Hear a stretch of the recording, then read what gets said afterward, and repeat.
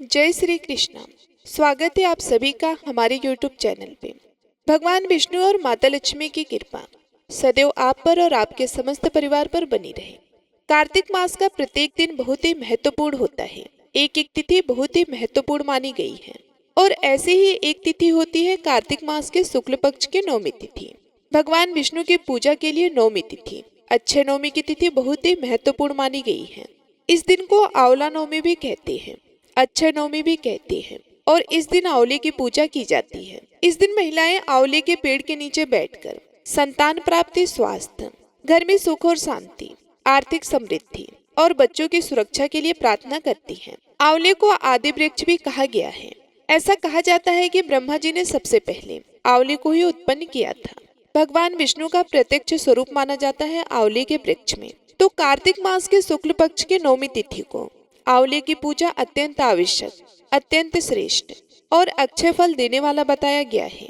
तो आज की वीडियो में आप सभी लोग जानेंगे कि साल 2024 में अक्षय नवमी अर्थात आंवला नवमी कब है, नवमी तिथि कब प्रारंभ हो रही है और कब समाप्त हो रही है, और पूजा करने का शुभ मुहूर्त क्या है, और आंवले की पूजा आपको किस प्रकार से करनी चाहिए। आंवला नवमी के दिन हमें क्या करना चाहिए और क्या नहीं करना चाहिए, संपूर्ण जानकारी आपको आज की वीडियो में शेयर करने वाली हूँ। तो बहुत ही महत्वपूर्ण है आज की वीडियो, पूरा जरूर देख लीजिएगा और अच्छा लगे तो वीडियो को लाइक भी जरूर कीजिए, क्योंकि आपके लाइक्स और आपके कमेंट्स मेरे लिए बहुत ही महत्वपूर्ण होते हैं, क्योंकि यही एक मात्र जरिया है जिससे मुझे पता चलता है कि आपको यह वीडियो अच्छी लगती है और आपके लिए यह वीडियो उपयोगी है। तो अगर आपको वीडियो पसंद आए तो वीडियो को लाइक तो जरूर ही किया कीजिए। तो सबसे पहले जानते हैं कि अक्षय नवमी का महत्व क्या है। जैसा कि नाम से ही पता चलता है, अक्षय अर्थात इस दिन जो हम कार्य करते हैं, चाहे दान करें, चाहे भक्ति करें, चाहे पूजा करें या फिर कोई भी पाठ करें, स्तोत्र पाठ करें, कोई भी शुभ कर्म करें, तो उसका फल हमें जन्म जन्मांतर तक प्राप्त होता है। इस दिन हम जो भी कर्म करते हैं उसका कभी भी नाश नहीं होता, इसलिए अक्षय नवमी को बहुत ही श्रेष्ठ माना गया है।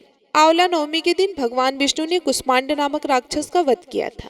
यह भी माना जाता है कि भगवान श्री कृष्ण ने आंवला नवमी के दिन कंस का वध करने से पहले 3 वनों की परिक्रमा की थी। इसलिए अक्षय नवमी के दिन मथुरा वृंदावन की परिक्रमा की जाती है। कहा जाता है कि इस दिन जो भी व्यक्ति मथुरा वृंदावन की परिक्रमा करते हैं उन्हें बैकुंठ लोक की प्राप्ति होती है। भगवान श्री हरि विष्णु के लोक की प्राप्ति होती है। वैसे तो कार्तिक के महीने में, पूरे महीने में ही अगर आप स्नान करते हैं पवित्र नदियों में, तो उसका फल बहुत ही अधिक प्राप्त होता है। लेकिन अगर पूरे कार्तिक मास में आप किसी भी नदी में स्नान नहीं कर पाते हैं, तो मात्र नवमी के दिन स्नान करते हैं, तो इससे भी आपको अनंत पुण्य की प्राप्ति हो जाती है। एक दिन आंवले के वृक्ष के नीचे भोजन पकाना, किसी ब्राह्मण को भोजन कराना और फिर स्वयं आंवले के वृक्ष के नीचे बैठकर ही भोजन करना, इससे अनंत गुना पुण्य फल की प्राप्ति होती है। ऐसी पौराणिक मान्यता है कि इससे आपको उत्तम स्वास्थ्य की प्राप्ति होती है और सकारात्मक ऊर्जा की प्राप्ति होती है। श्री हरि विष्णु और माता लक्ष्मी की विशेष कृपा के पात्र आप बन जाते हैं अगर आप आंवले के नीचे ब्राह्मण को भोजन करवाते हैं, और ब्राह्मण को भोजन करवाकर और फिर स्वयं प्रसाद स्वरूप में उसे ग्रहण करने से किसी भी प्रकार की आपकी कामना हो, चाहे संतान प्राप्ति की हो, चाहे धन प्राप्ति की हो, या फिर अनंत गुना पुण्य फल की प्राप्ति की कामना हो, निश्चय ही भगवान श्री हरि विष्णु की कृपा से आपकी ये सभी मनोकामनाएं पूर्ण होती है। आंवला नवमी देवउठनी एकादशी से 2 दिन पहले मनाया जाता है। ऐसा माना जाता है कि अक्षय नवमी के दिन ही सतयुग की शुरुआत हुई थी। तो अक्षय नवमी को युगादि तिथि भी माना जाता है और सच्चे मन से श्रद्धा भाव से भगवान श्री हरि विष्णु की आराधना की जाती है। आइए अब जानते हैं कि आंवला नवमी साल 2024 में कब है। देखिए, पंचांग के अनुसार कार्तिक मास के शुक्ल पक्ष की नवमी तिथि प्रारंभ हो रही है 9 नवंबर 2024 को रात्रि में 10:40 पर और समाप्त हो रही है अगले दिन यानी कि 10 नवंबर को रात्रि में 9:10 पर। तो सूर्योदय कालीन तिथि के अनुसार 10 नवंबर 2024 को अक्षय नवमी अर्थात आंवला नवमी मनाई जाएगी। बात करें पूजा के शुभ मुहूर्त के बारे में, तो देखिए, पूजा का शुभ मुहूर्त आपको प्राप्त हो रहा है सुबह 6:40 से दोपहर 12:50 तक। कुल अवधि पूजा की होगी 5 घंटे 25 मिनट की।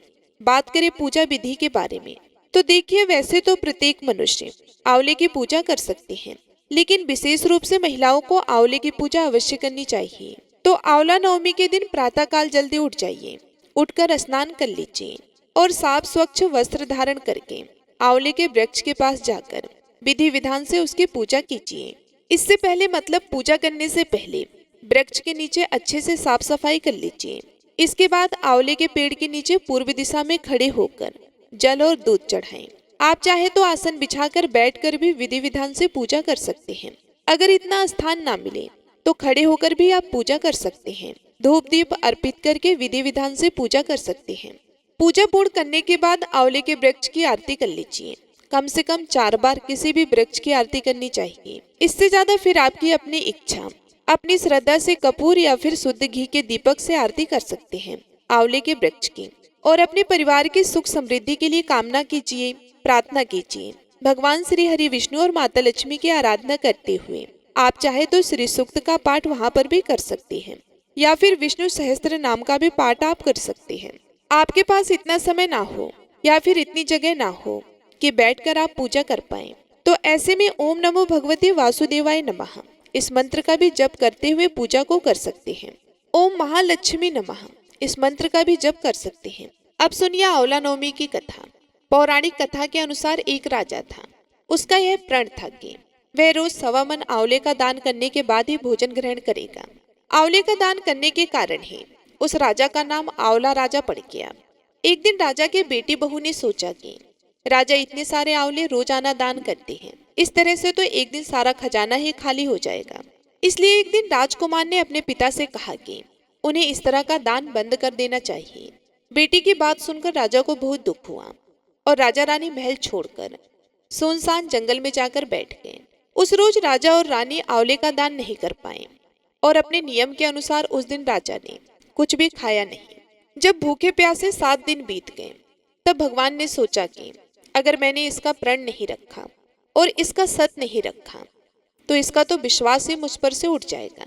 इसलिए भगवान ने जंगल में ही महल राज और बाग बगीचे आदि सब बना दिए और ढेरों आंवले के वृक्ष वहां पर लगा दिए। अगली सुबह जब राजा रानी उठे तो देखा कि जंगल में तो उनके राज्य से भी 2 गुना राज्य बसा हुआ है, जिसे देखकर राजा ने अपनी रानी से कहा कि रानी देखो, सत मत छोड़े सूरमा, सत छोड़िया पत जाए, सत की छोड़ी लक्ष्मी फिर मिलेगी आए। इसलिए आओ नहा धोकर आंवले का दान करें और भोजन करें। 7 दिन के बाद राजा रानी ने आखिरकार आंवले का दान किया और उसके बाद भोजन किया और वे दोनों खुशी खुशी उस जंगल में ही रहने लगे। उधर अपने पिता का अपमान करने और माता पिता से बुरा व्यवहार करने के कारण बहू बेटी के बुरे दिन आ गए। उनका सारा राज्य दुश्मनों ने छीन लिया। अब वे दाने दाने को मोहताज हो गए। किसी प्रकार काम ढूंढते ढूंढते आखिरकार वे अपने पिता के ही राज्य में आ पहुंचे। उन दोनों की हालत इतने बिगड़े हुए थे कि पिता ने उन्हें पहचाना नहीं और उन्हें काम पर रख लिया। बेटी बहू को भी नहीं पता चला कि उनके माता पिता इतने बड़े राज्य के मालिक हो सकते हैं, सो उन्होंने भी अपने माता पिता को नहीं पहचाना। एक दिन बहू ने सास के बाल गूंथते समय उनके पीठ पर एक मस्सा देखा।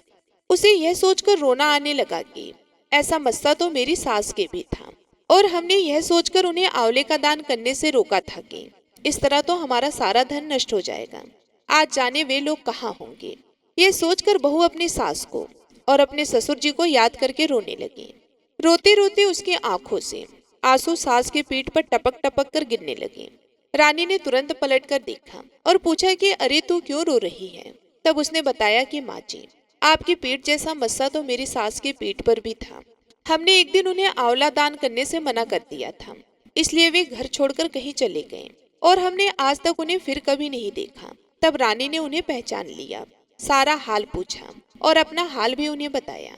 अपने बहू और बेटे को उन्होंने समझाया कि दान करने से धन कभी कम नहीं होता बल्कि बढ़ता है। अब तो बेटा और बहू भी सुख से राजा रानी के साथ ही रहने लगे और उन्होंने भी हर आंवला नवमी के दिन आंवले का दान करना और आंवले के वृक्ष लगाने का पुण्य काम करना प्रारंभ कर दिया था।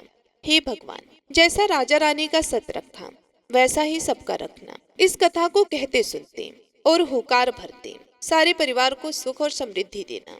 ये थी आंवला नवमी की कथा। अगर संभव हो तो आज के दिन आपको अपने घर में या आसपास किसी नदी तालाब के किनारे पर आंवले का पौधा लगाना चाहिए। जब तक कि पौधा बड़ा ना हो जाए, वृक्ष ना बन जाए, तब तक उसकी देखभाल भी करनी चाहिए। उम्मीद करती हूँ कि यह वीडियो आपको पसंद आई होगी। अगर जानकारी अच्छी लगी हो तो प्लीज वीडियो को लाइक करके हमारे चैनल को सब्सक्राइब जरूर कीजिएगा। दोस्तों, आज की वीडियो अगर आपके लिए थोड़ी सी भी हेल्पफुल हो, थोड़ी सी भी उपयोगी हो आपके लिए यह जानकारी, तो वीडियो को लाइक जरूर कीजिएगा और जितना हो सके वीडियो को शेयर कीजिए। चैनल पर पहली बार आए हैं, अगर अभी तक आपने चैनल को सब्सक्राइब नहीं किया है तो आज की वीडियो अगर आपको अच्छी लगे तो चैनल को भी सब्सक्राइब करके बेल आइकन को जरूर प्रेस कर लीजिए। इससे यह होगा कि इस चैनल पर जो भी नई वीडियो अपलोड होगी उसका नोटिफिकेशन आपको सही समय पर प्राप्त होगा। मिलती हूँ मैं आप सभी लोगों से अगले वीडियो में। तब तक के लिए जय श्री हरि विष्णु।